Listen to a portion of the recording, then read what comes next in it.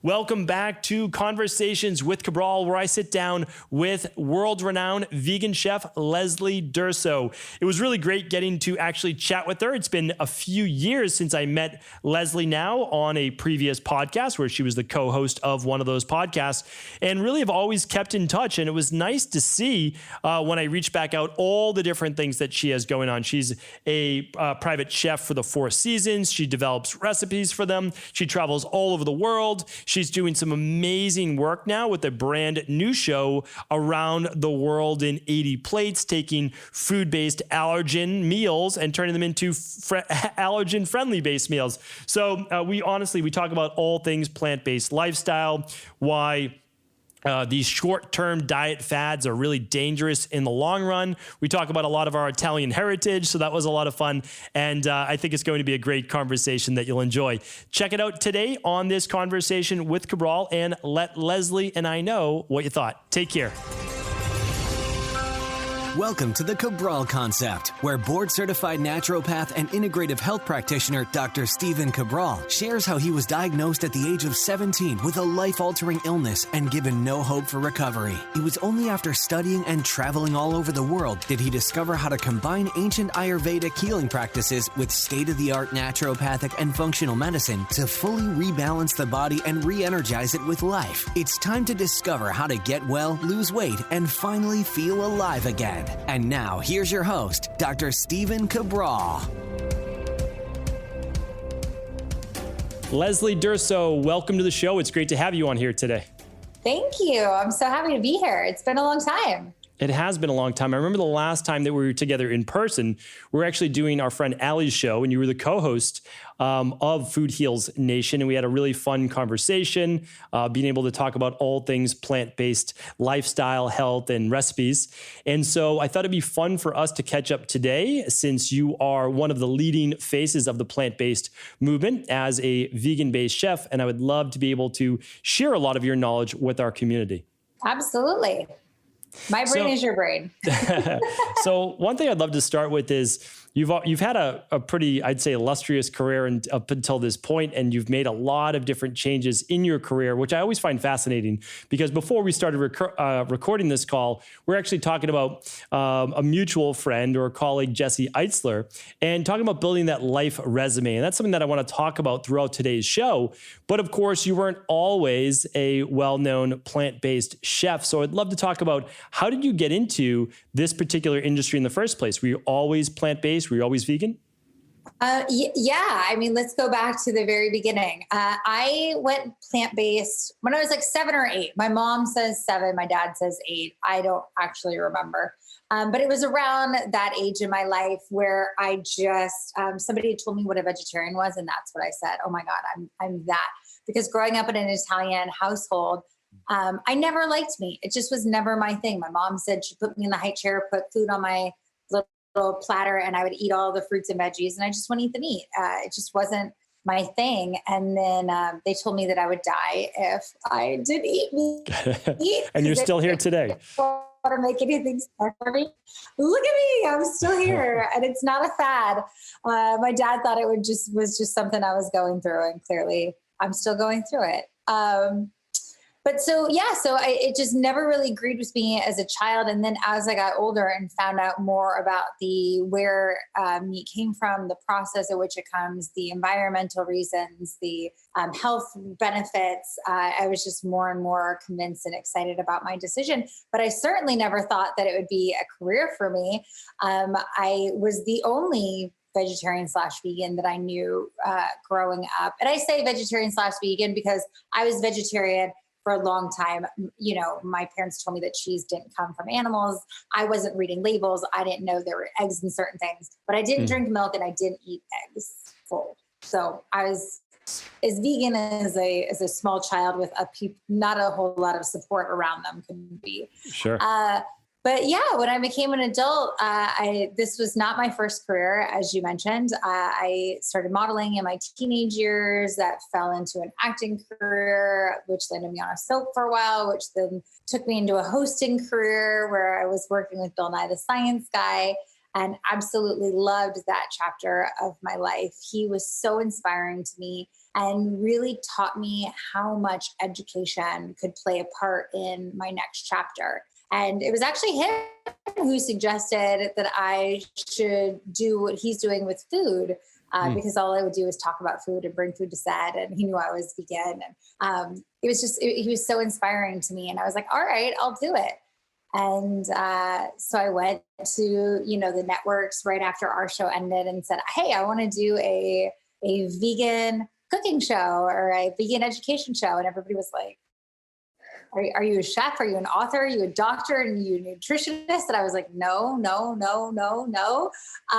And so I went out to become the best chef I could possibly be. And that's what I've been working on ever since.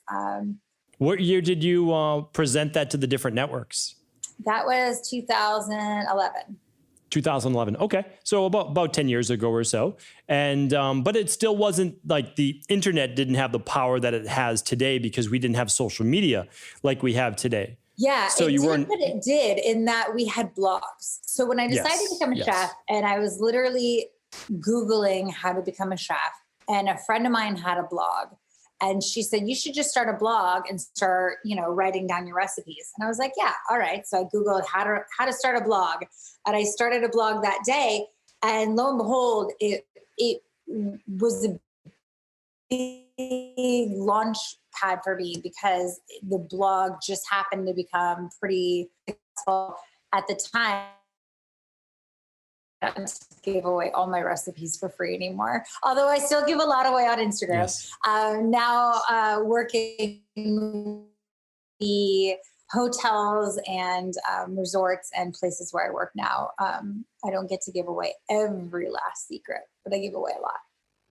Yeah, you've got some great recipes up on your website, which we'll definitely get to towards the end too. You've got desserts, you've got vegan entrees, appetizers, all sorts of great things for people to be able to at least, dip their toe in the waters if they're not already plant-based right now. But let's talk about that. So you did move towards becoming a vegan-based chef, and obviously that took off. But how did you hone your skills? Like, did you study under individual people? Were you self-taught? I'd love to know more about that. That gives it your unique flair. Yeah, well, traditional school was never my thing.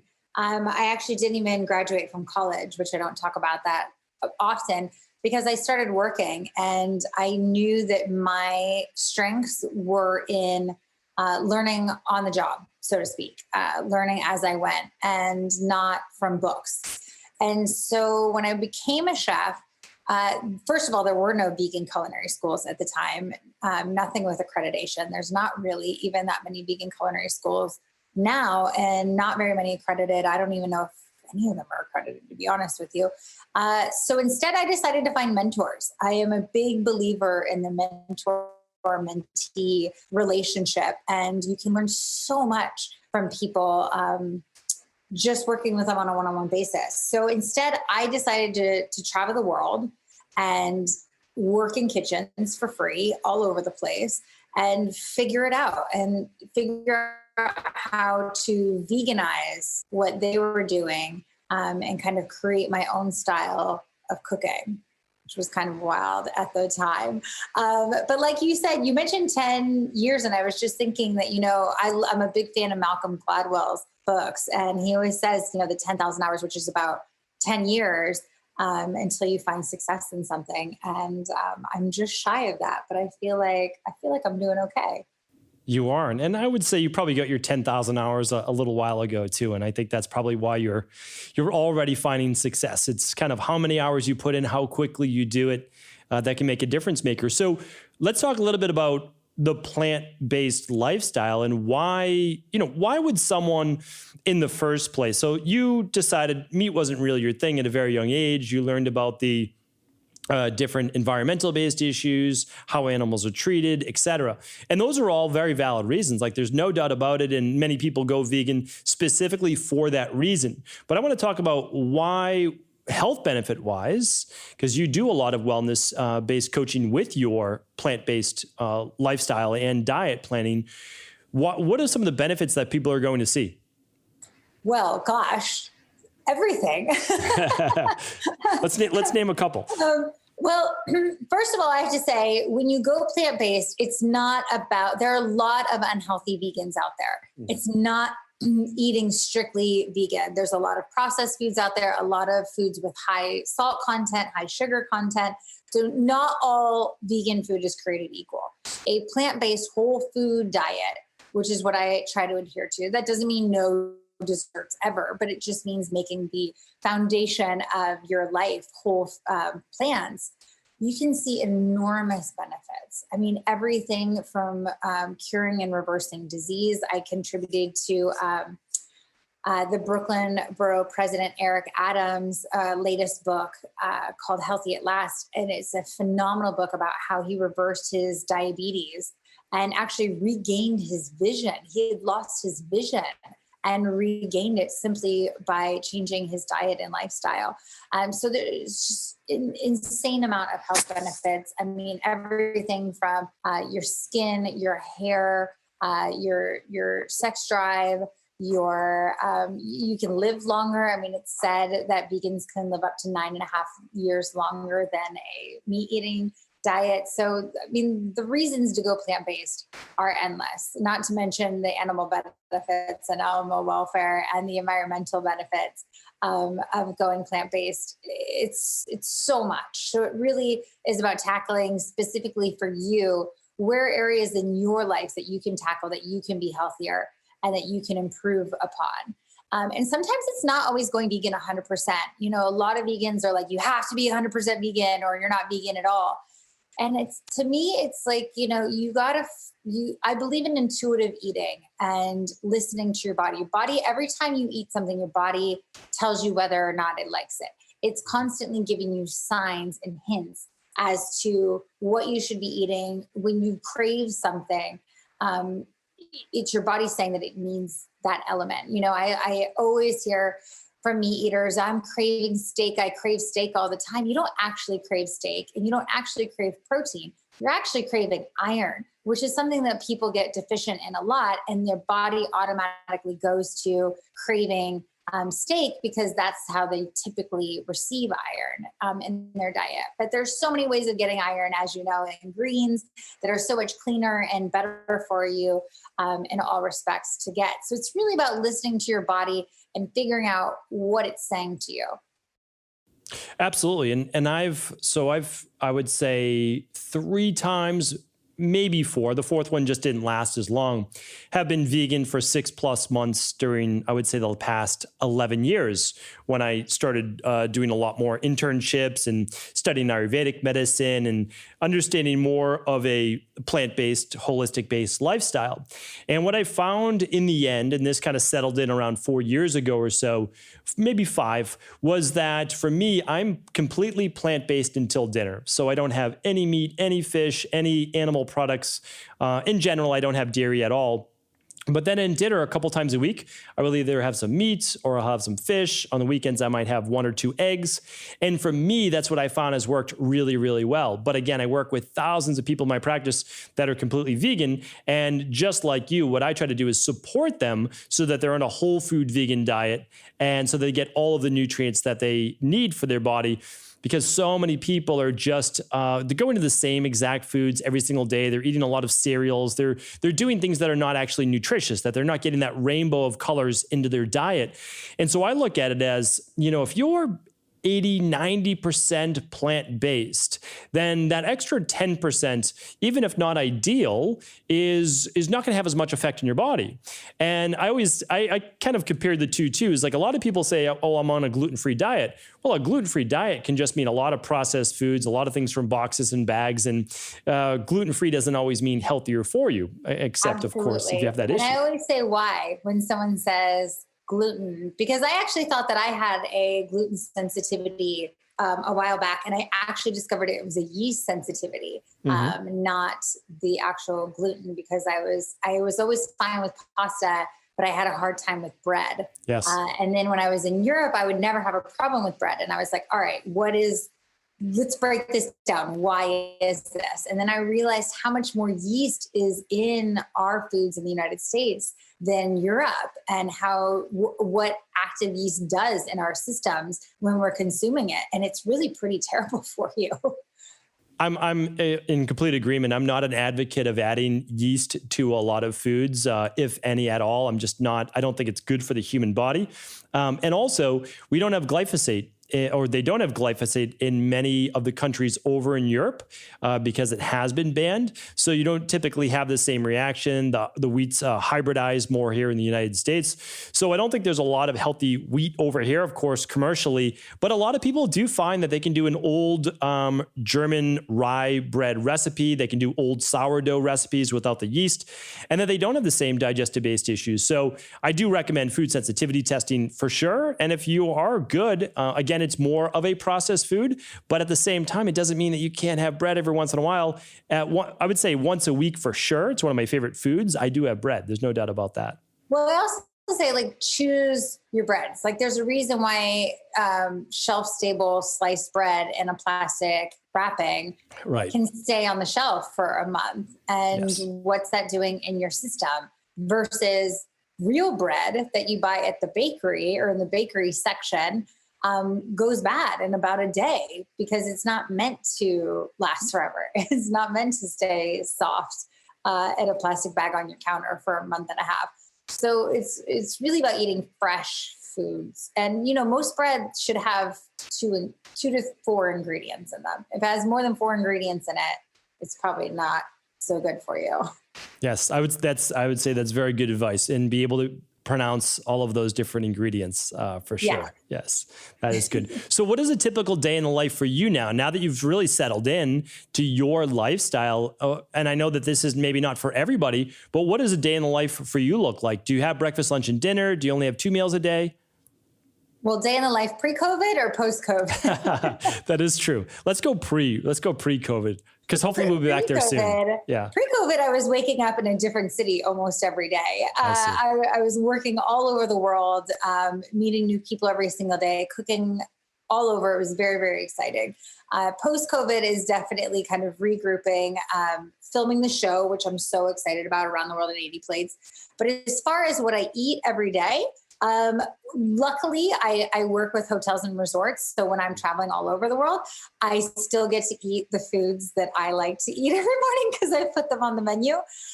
So my days typically start with Bircher muesli. I think it's one of the healthiest things on earth that you can eat. If you've never heard of Bircher muesli, it's basically overnight oats that are in coconut milk. And in addition to the oats, you have chia seeds, or my version of it is oats, chia seeds, apples, almonds, golden raisins, cinnamon, and what else do I put in it? I think that's it. And then I leave a big batch of it in my refrigerator up to like a week. I make it like once a week. And then I top it with fresh fruit. And I have that every morning. It's so satisfying to me, and it just makes me feel so good. It gives me all the energy that I need for the day. And then I typically eat my biggest meal midday instead of at night, because I'm usually always testing something or I'm filming something. And so I tend to eat that thing midday.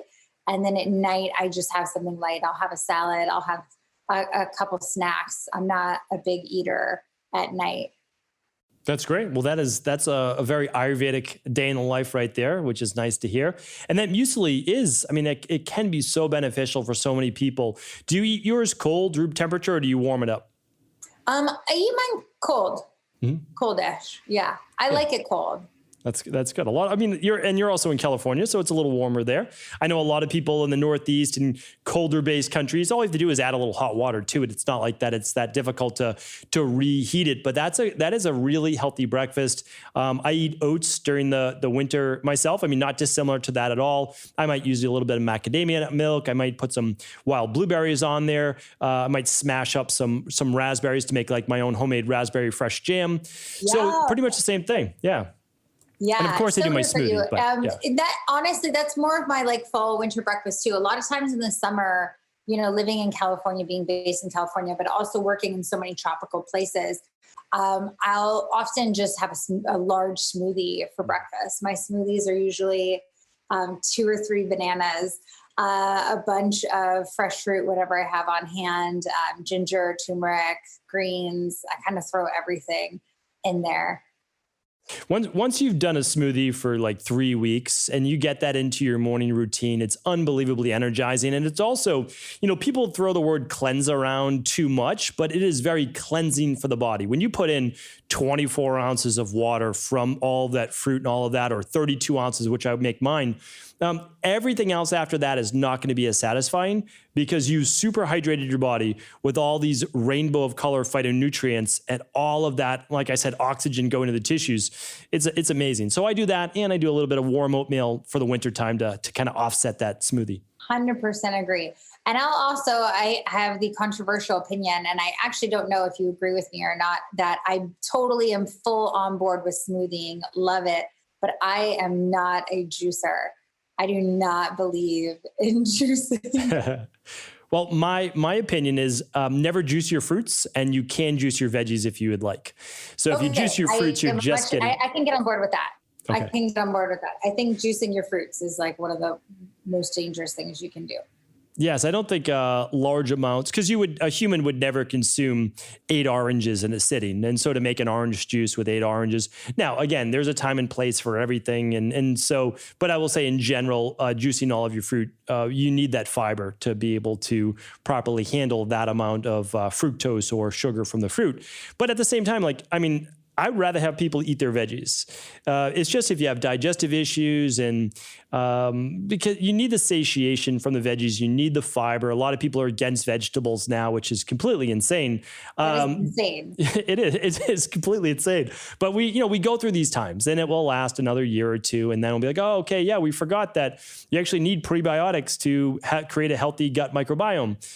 So it will all pass. In the end, it really comes down to what would a human eat? What would be easiest for a human to get? How is the digestive system built? And it's built to eat produce. And that's the truth. And if we look at our closest primate friends, they eat a diet that's predominantly plant-based with just a little bit of protein thrown in there. And then again, you look at the longest lived people in the world, they don't have high-fat diets. They don't have high-protein diets. They have higher fiber, vegetable-based diets. So yeah, absolutely. I'm a big fan of the work that Dan Buettner is doing with the blue zones and going around the world and studying those people that are living the longest. And that's it right there. Like, that's what you should be following. You and I are both young. We live our lives the way that we do, and I feel great. And I'm sure you do as well. But at the end of the day, those people that are all living over 100, that's the goal. Like, that's who we should all be modeling ourselves after. Like, what are those people eating and how are they living? Let's live that way. And I know community is also one of the biggest factors in living a long life. And I think that has been one of the best things to come out of this pandemic, as I think people are finding their communities and really kind of reconnecting in a way that they hadn't before, either through Zooms and friends, or like creating these little pods of people that are hanging out together. And I don't know, I think it's kind of cool. I do as well. I think that there are some good things that we can certainly take from that. I hope that we can go back to one day still being able to give someone a hug, a handshake, that we're not afraid to do that in the future. But there's a lot. They really have. I used to travel twice a month for work, giving seminars and just speaking at events, which I loved. Not quite as much as you, but I don't know that I'll go back to that. Maybe once a month after this. But for me, there was just something about now understanding the whole being at home with my daughters a little bit more, and just realizing there's like a time and place for me to do all of these things. And maybe right now is not the right time to be traveling as much as I once was. So, I'm appreciative in that respect to that. But I wanted to say too, you've done so much traveling around the world. I love on your website, I think you have a tab that says travel, and it's like Leslie's favorite places around the world. And it's pretty cool because when you look at all these different cities, Boston, Mass has not made the list yet, but I'm saying all these different places around the world, you give some of your favorite restaurants, and tell me a little bit about that, but also what you've seen similarity wise and difference wise, again, all around the world. Yeah. Well, first of all, I do love Boston. I have some cousins in Boston and friends in Boston. And I do love Boston as a city, and Boston should be on my website. I will add it. But yeah, I really took kind of my favorite places. So in in the discussion of community and staying kind of on that topic as well, I believe in travel and seeing new things. But I think the most special thing that I've gotten from travel is creating communities around the world where I continuously go back to. Mm-hmm. So a lot of the places I've been, I haven't been once. I'm not someone that visits a city once and gives you all of my recommendations. There's a town in Italy that I go back to every single summer, and I've been there every summer for 11 years. And I absolutely love it. And I consider the people that live there part of my family and me as part of theirs. And so I think there's just something so beautiful about creating these home away from homes and places that you can go and really turn off and really relax.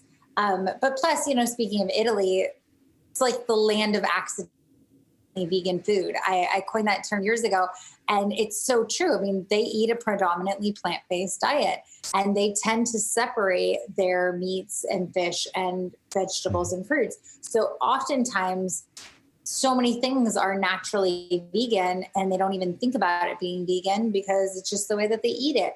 And I love finding foods like that. And so that's a lot of the recommendations on the website too, are not necessarily all vegan restaurants, but there are places that have these spectacular dishes that just happen to be vegan that they do. Well, that's great to hear. And one of the misnomers now is a lot of people saying, well, the real Mediterranean diet has lots of pork in it and lard and those types of things. And I said, no, this is a recent occurrence of some Mediterranean people now having access to more pork and, adding lard. But that was never the case. I mean, half of my family is from Italy, and my great-grandaunt and grandmother came over. And it was the same thing. It was we would do different courses, and you would separate out actually the meat, and we would always eat the salad at the end. I always tell that story, but basically it was lots of vegetables and prepared in many different ways. There were lots of sauces, and yes, we had pasta, those types of things, but pasta being a plant-based food as well. And then we would have a little bit of meat in there, but meat wasn't even always like the biggest part of the meal. It was just part of that meal, or fish, of course. So people saying availability and the expense of it. Yes, exactly. I mean, most places in the world, meat is pretty expensive.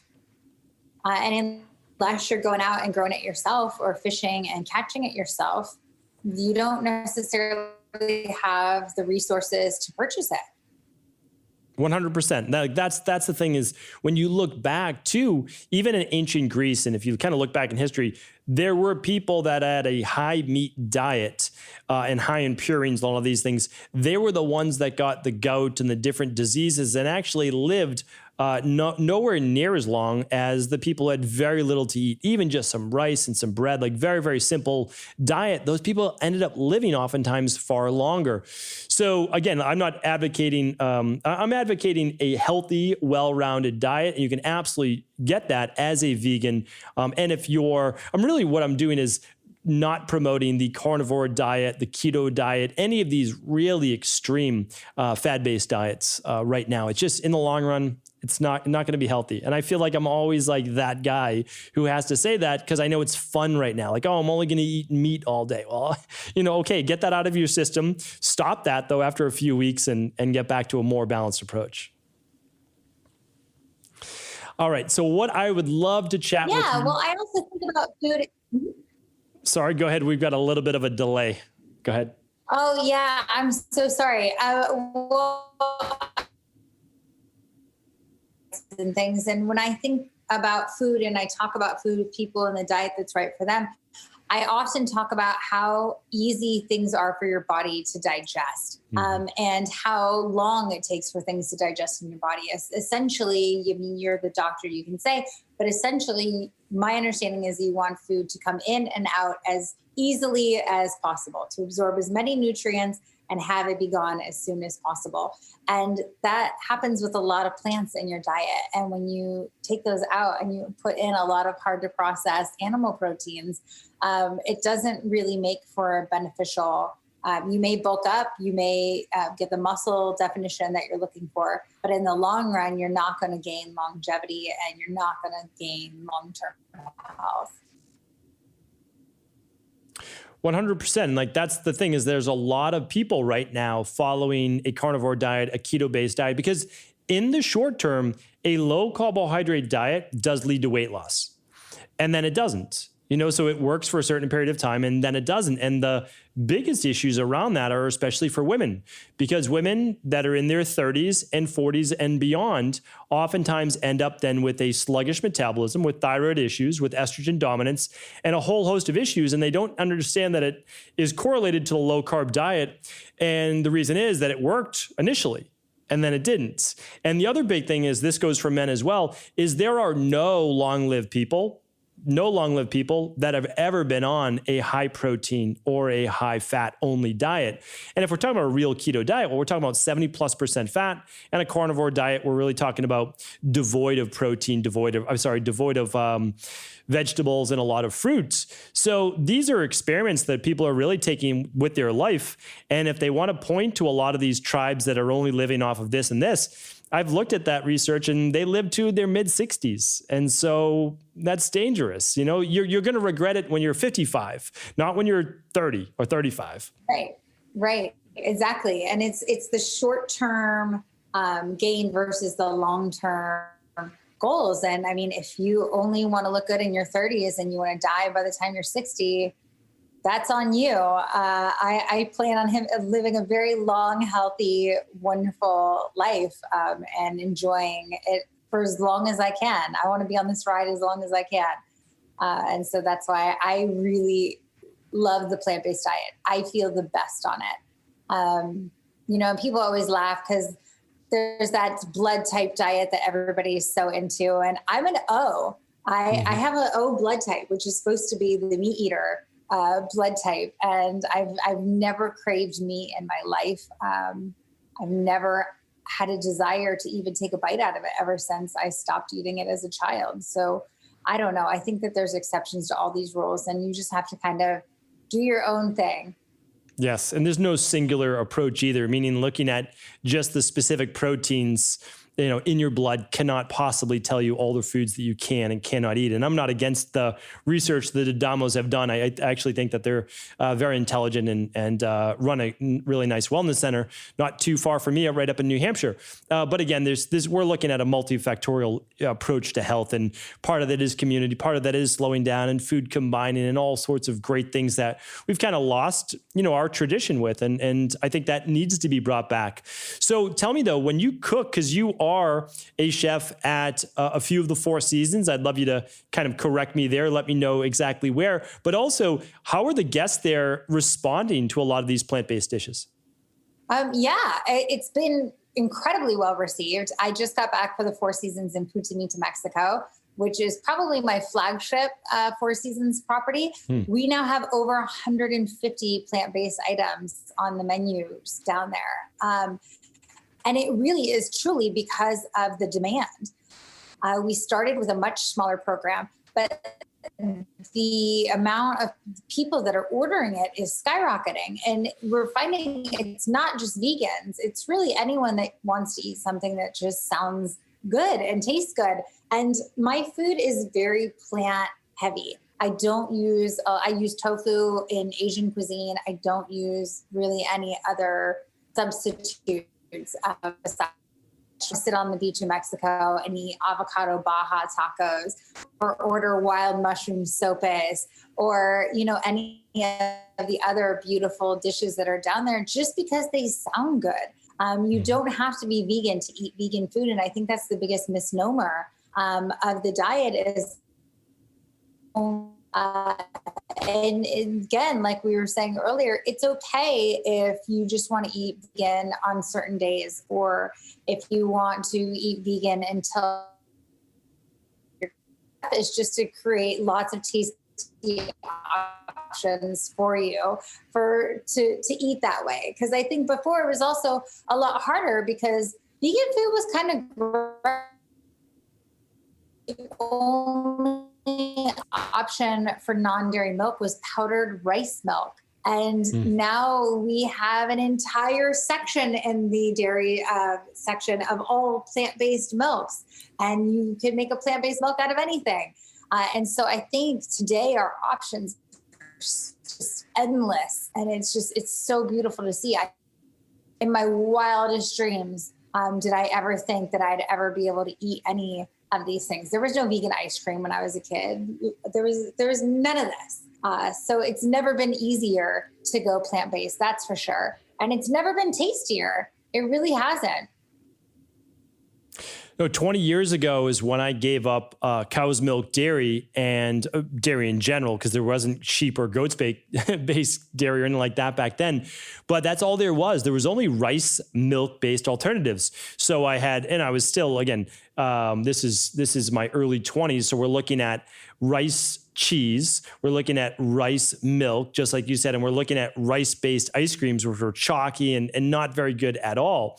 And it's really within just the last, well, I would say 10 years now, we have coconut milk-based products, cashew milk-based products, and things that are much better substitutes. If you have something like, there's so many good brands now, but like if I give someone a Nadamu ice cream, they're not going to know the difference really between that and their average, whatever ice cream out of the gates that they might get. So I think that it's come a long way, and it's such a much healthier choice. Even if you only gave up cow's milk dairy for a plant-based dairy alternative, much, much better off.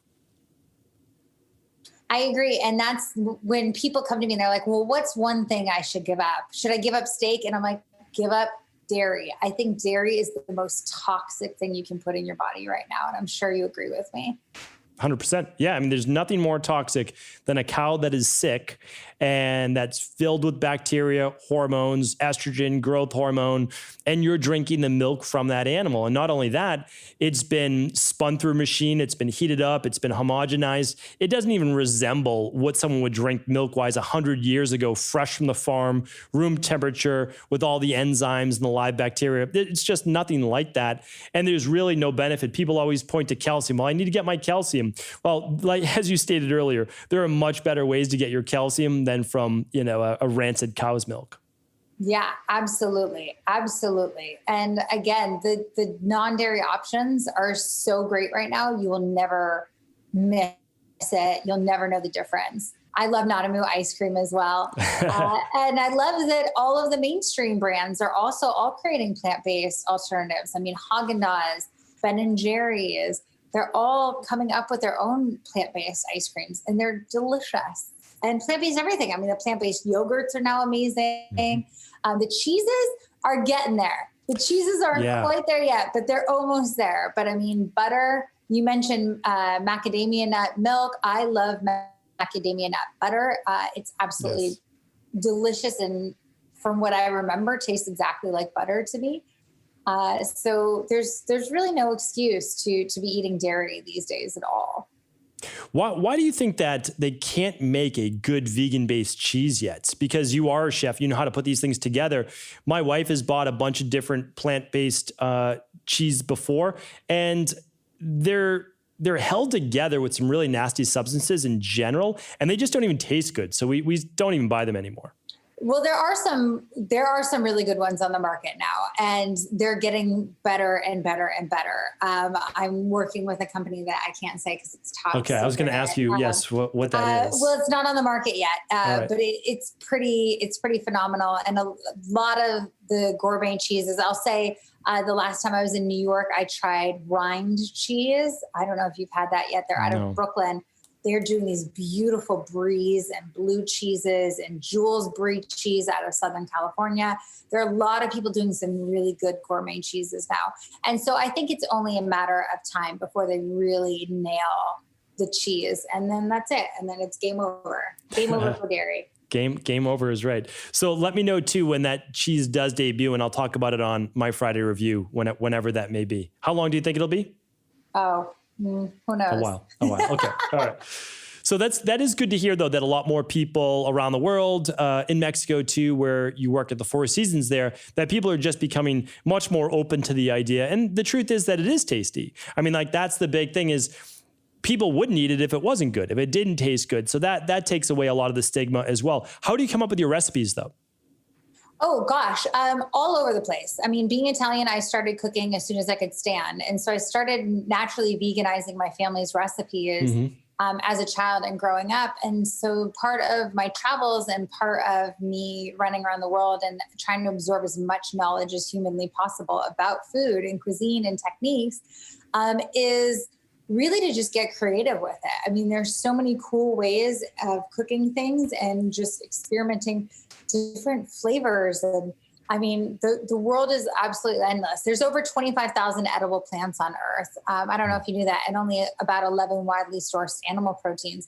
And so what you can do with plants is just, it's virtually endless. I mean, the time that I've spent in Peru has been some of my favorite, because in Peru, they grow so many varieties of everything. I think it's known to be the most fertile soil on Earth. I mean, they grow 3,500 varieties of potatoes on a regular basis. Wow. We grow 2. It's amazing what you can see out there in the world. And I really am a fan of diversifying what we're growing here in the States and really opening people up to and supporting the local farmers at the farmers market that are growing more unique vegetables and varieties of things that you haven't seen before. I highly suggest that you give things a try, because you'll never know. You'll discover things that you've never had before, that you prefer, that you like, that are more nutrient dense. A lot of our modified foods that everybody's growing that you just get at the grocery store have much lower nutrition content than some of the more natural. As you mentioned earlier, wild blueberries. Wild blueberries have far more antioxidants and nutritional benefits to regular blueberries. And so I think just getting out there and trying new things and experimenting with new ingredients in your own home can be more beneficial. And then for me, I mean, it's so inspiring just to see these things. And every time I see a new ingredient, I say, okay, great. What can I do with this? How can I play with this? How can I change the texture of this? How can I make this more exciting? And it works. And again, good food is good food is good food. And my family still eats meat, and they're my toughest critics. And so every time I come up with a new dish, I put it in front of them. And if they like it, I know it'll be a hit, because good food is good food is good food. And that's the bottom line of it. I don't often think of myself as cooking, just strictly vegan and just having like this weird cuisine. Because also people say, okay, you cook vegan food. But vegan food is found in every nation and every culture and every flavor around the world. So it's hard to define my cuisine and what I do, because it really is very broad and very all-encompassing of so many different techniques and ingredients and cuisines. Sure. And really, if you just took the meat or the fish off your plate, you'd have a vegan meal. So it's not like this is wildly outrageous that we're speaking about right now. Unless you're in France. Unless you're in, well, what's the difference in France? They put dairy in everything. Okay, got it. Yeah, and I was going to say you could probably substitute like some dairy in the dessert for just some nut milk, instead, and like it wouldn't be wildly different. So and I also look at it as just giving your digestive system a little bit of a break. It's always going to be the hardest thing to break down. Really is meat. It's a high thermogenic food and there's a lot to it, but it's also just a challenge to break down for the body. It doesn't mean that you can't eat it. It just means that, it's every once in a while, it might be nice to give your digestive system a little bit of a rest, a little vacation. And that can be part of it too.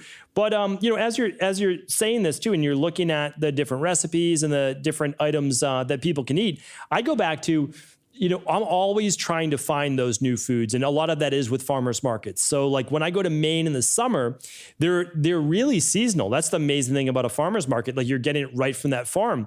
And so it's funny, but we started like this whole fiddleheads kick, and we never ate fiddleheads growing up. So like, okay, well, this is like one new thing that we can show our daughters and they can start to introduce. So really introducing this to your kids too, if you have children at a younger age, is going to set them up in life to be more curious for trying other foods out there. And I just say, to the typical person too, even though I'm always recommending those 7 to 9 servings of fruits and vegetables every day, most of us eat the same exact 7 to 9 servings of fruits and vegetables every day. So when you venture out to new foods, you also get the nutrients from those new foods as well. And that's why it's very beneficial for the body. Yeah. And I always give parents the tip that something my mom did with me when I was a kid that I absolutely loved was that she'd let me go into the produce section of the grocery store and pick something, anything, something new that we would learn how to make together. And so I would always go and try and find the weirdest, most bizarre ingredient I could find. And then we go home and open her cookbooks and see if we could find, something to make with it. And it was so fun and it was so interesting. And I was so much more apt to trying new things because she encouraged it. And so to your point, maybe don't even you pick out those things at the farmer's market. Mm-hmm. Let your kids pick out the things that look like cool or weird or different. And, maybe get the purple potatoes this week at the farmer's market instead of the white potatoes, and just play around and experiment and see what tastes good. I think that's great advice. Absolutely. Include your kids as part of the process. Let them add their own ingredients for a smoothie. Let them pick out some things at the farmer's market. I think that's the way to go for sure. Because they'll want to, right? They did it. They had a part in actually choosing. So they'll be more likely to at least try it. So I would love to hear now too about this new project you have going on, which is Around the World in 80 Plates, and how it's connected to food allergies and really bringing awareness around that as well. Sure. I've partnered with FAIR, the Food Allergy Research and Education Foundation. They're fantastic people doing a lot. 1 in 4 people in the United States is affected by food allergies. And so I've created a show and a bunch of recipes for them that are all top 9 free. So free of the top 9 allergens. And if I can remember them all, it is fish, shellfish, eggs, dairy, soy, tree nuts, peanuts, sesame, and gluten and wheat. Oh my gosh, I remembered all of them. And work. So it's really been a challenge and exciting to not only create vegan dishes, but also to figure out how to make things vegan and non-dairy and creamy without using coconut milk, without using cashews, without using soy. It's been really fun. And so the show is airing on their YouTube channel, Living Teal, right now. You can find the links on my Instagram. And Around the World in 80 Plates. So every episode we go to a different country and I take one of the famous recipes of that country and I make it top 9 free. And it's a bit of a challenge, but so far, honestly, they've all turned out really, really delicious. And it's a fun show. We have a lot of fun doing it. There's a lot of comedy involved in it. And then we also bring in some celebrity guests. This week and next week, we have some exciting people coming on. So make sure you tune in to see those celebrities. And it's a good time. And it really, again, normalizes allergen-friendly cuisine because it's so easy to make a few substitutions to make friendly for people struggling with allergies. And it's beautiful to see them treated unlike second-class citizens. Myself, traveling around the world as a vegan, you're often treated as a second-class citizen. And it's kind of the stigma that I've been trying to break around the world and all the places that I work. Of the most beautiful thing in the world to me is a table full of people with all sorts of dietary restrictions, all being able to have a delicious meal at the same table without anyone feeling bad about the way they have to eat.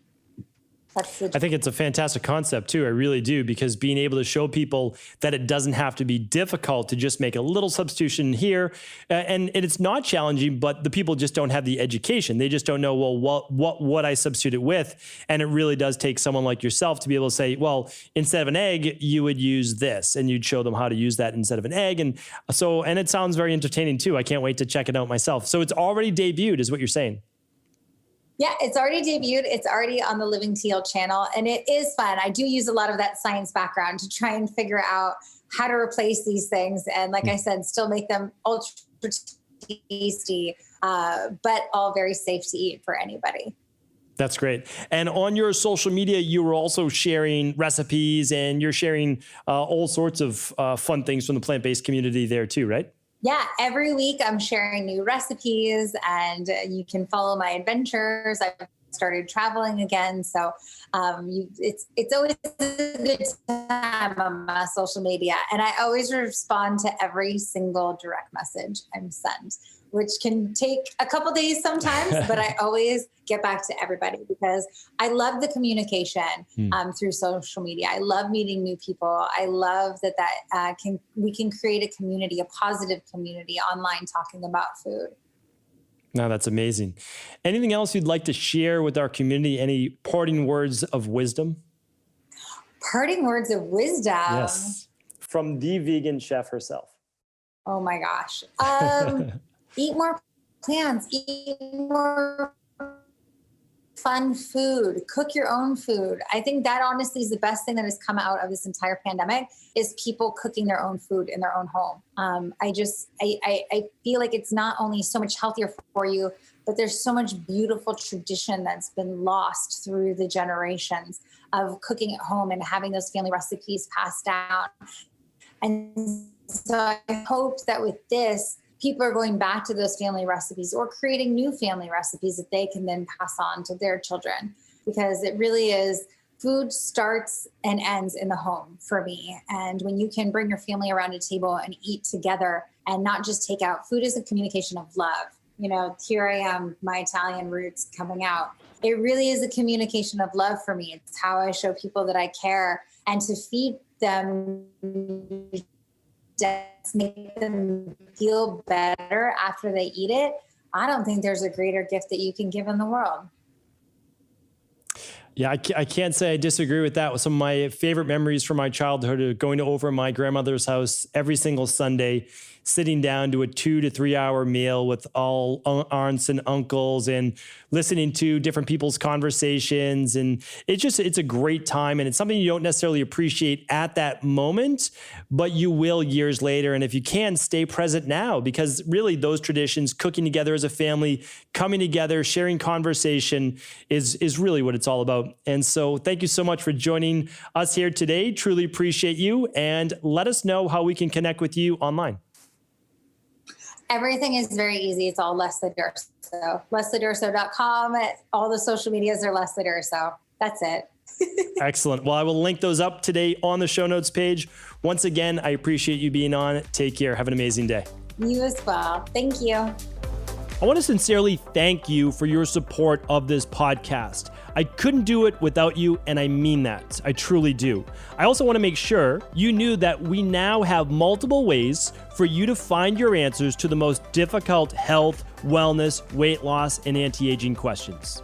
You can find podcast-specific topics like thyroid, adrenal, hormones, sleep, digestion, Ayurveda, and many more at stevencabral.com/podcasts that will then link you to your favorite Apple, Spotify, and other podcast players. Plus, all new podcasts and weekly exclusive video content is being added to our YouTube channel at youtube.com/Stephen Cabral. And that's Stephen with a PH. Head on over and subscribe so that you don't miss any of the exclusive content. Lastly, if you've ever found any of my podcasts or books to be helpful, I would really appreciate it if you could leave a review on iTunes or your favorite media player for the podcast. Rating and subscribing to the YouTube and podcast allow me to reach more and more people and help spread my mission of healing throughout the world. Thank you again for being a part of this movement.